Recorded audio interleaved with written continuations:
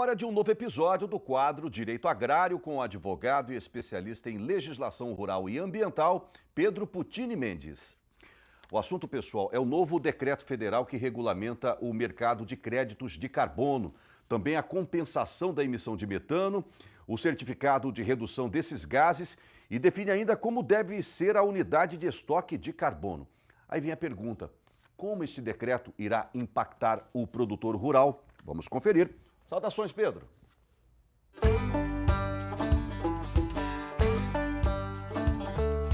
Saudações, bem-vindos a mais um Direito Agrário, que o assunto de hoje é o novo decreto federal que regulamenta o mercado de carbono, pelo menos em parte, né? Porque em 19 de maio desse ano foi sancionado um decreto federal que regulamenta a Política Nacional sobre Mudança do Clima. É uma legislação, esse decreto é uma legislação que foi aguardada aí por 13 anos, porque regulamenta a Lei Federal número 12.187 de 2009, que é exatamente a Política Nacional sobre Mudança do Clima. E aí nessa legislação de 2009, no seu artigo 11, dizia que era previsto um decreto federal que estabeleceria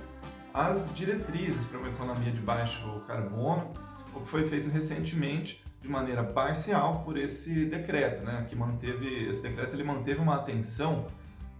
especificamente na elaboração aí dos planos setoriais de mitigação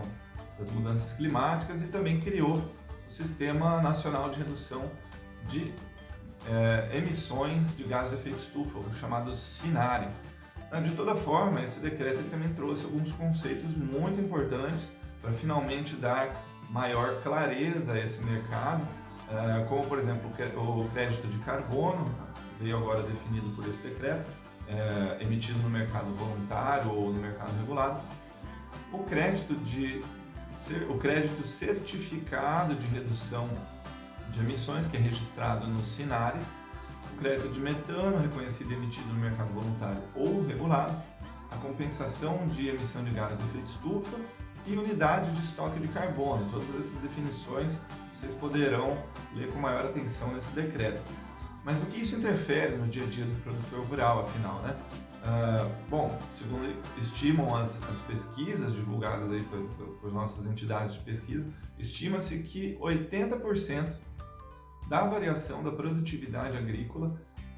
vem da variabilidade climática, enquanto os demais 20% estão associados a questões econômicas, políticas e etc. Então, por isso, com a redução da emissão de gases de efeito estufa, ganhamos todos, né? O planeta com a redução da temperatura, o Brasil com a ampliação da sua participação no disputado mercado global de alimentos, e o produtor que produz necessita comercializar os seus produtos com maior reconhecimento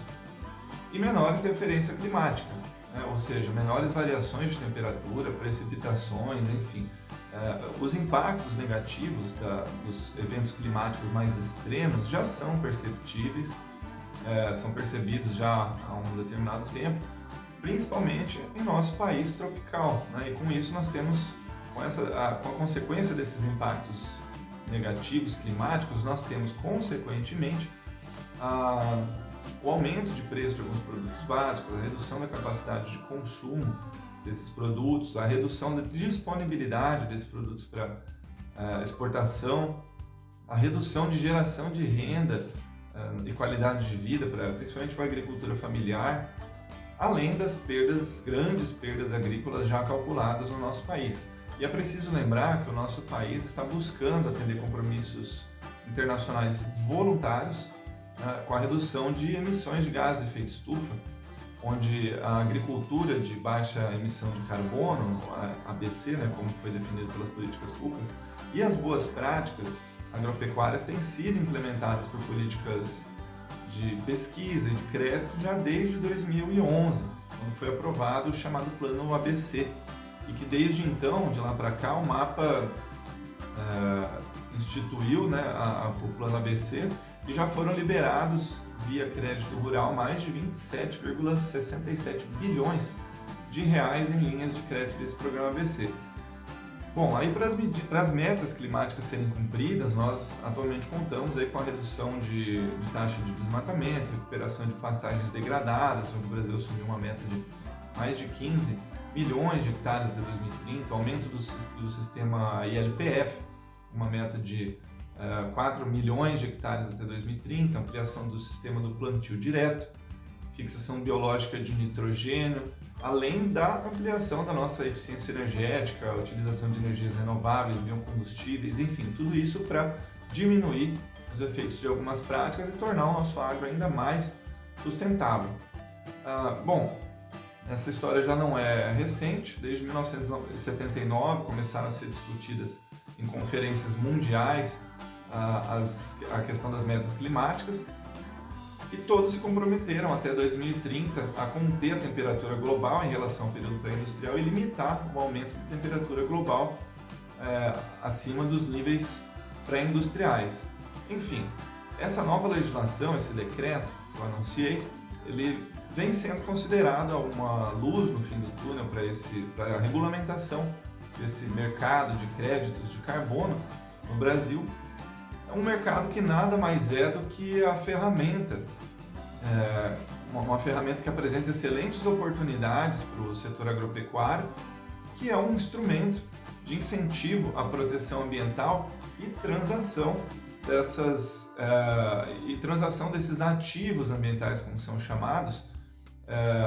o crédito de carbono, né? Mas para isso serão necessários a realização de inventários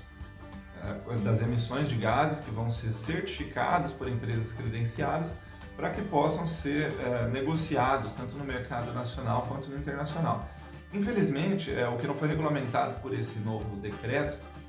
que era o mais esperado, é justamente o mercado brasileiro de redução de emissões, o MBRE, que é previsto no artigo 9º daquela lei de 2009. E, portanto, ainda não temos um mercado brasileiro de carbono, mas temos um norte. Bom, além do mais, esse novo decreto ele trouxe a possibilidade adicional de registro de pegada de carbono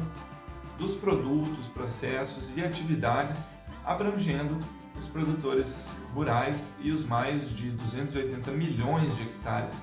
de floresta nativas protegidas, um lugar que nós, brasileiros, orgulhosamente ocupamos entre os maiores produtores de alimentos do mundo e que preservam o meio ambiente, né, já que nós mantemos 61% do nosso território coberto com vegetação nativa. Saudações, até a próxima!